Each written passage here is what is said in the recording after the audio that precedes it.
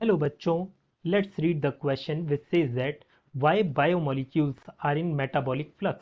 ये जो बायोमोलिक्यूल्स होते हैं ये मेटाबॉलिक फ्लक्स में क्यों होते हैं हमें ये बताना है। Here the key concept for this question is metabolism. Metabolism सबसे पहले हम मेटाबॉलिज्म समझेंगे, फिर इस क्वेश्चन में मेटाबॉलिक फ्लक्स का मतलब समझेंगे। तो देखिए मेटाबॉलिज्म का मतलब क्या होता है ये जानते हैं। सबसे पहले मेटाबॉलिज्म का मतलब होता है जितनी भी रिएक्शन हमारे शरीर के अंदर चल रही है या फिर आप ये कह सकते हो किसी एक लिविंग सेल के अंदर या लिविंग ऑर्गेनिज्म के अंदर जितनी भी रिएक्शन चल रही होती है उसे कलेक्टिवली हम बोलते हैं metabolism. All reactions occurring in a living cell या फिर ऑर्गेनिज्म collectively called मेटाबॉलिज्म। अब देखिए आगे हमें बताना है why biomolecules are in metabolic flux. तो हमें मेटाबॉलिक फ्लक्स का मतलब सबसे पहले समझना पड़ेगा, तभी हम इस क्वेश्चन का आंसर समझ सकते हैं।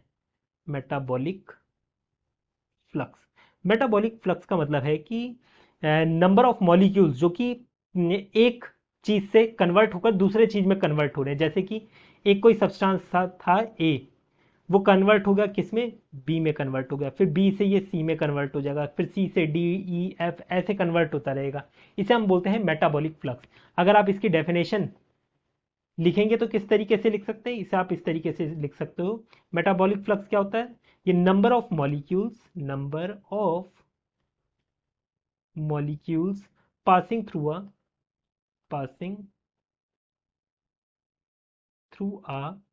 Metabolic cycle. मेटाबॉलिक साइकिल ये बेसिकली टर्नओवर दिखाता है metabolic flux.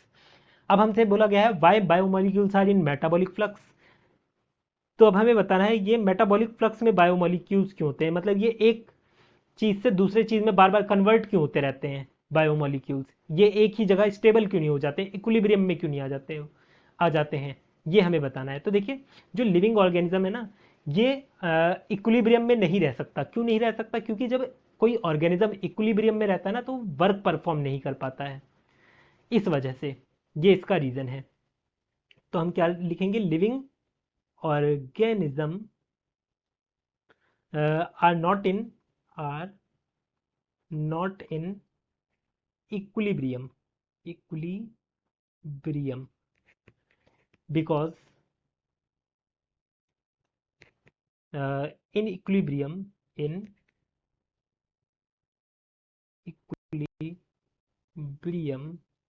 system cannot perform work, system can't perform work।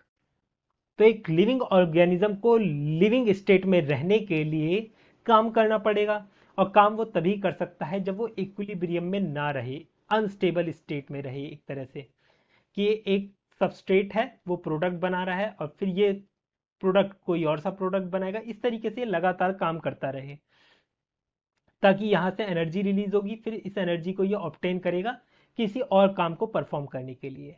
इस वजह से ये बायोमोलिक्यूल्स हमेशा मेटाबॉलिक फ्लक्स में रहते हैं, ये इसका रीजन है। I hope you understood it well, best of luck.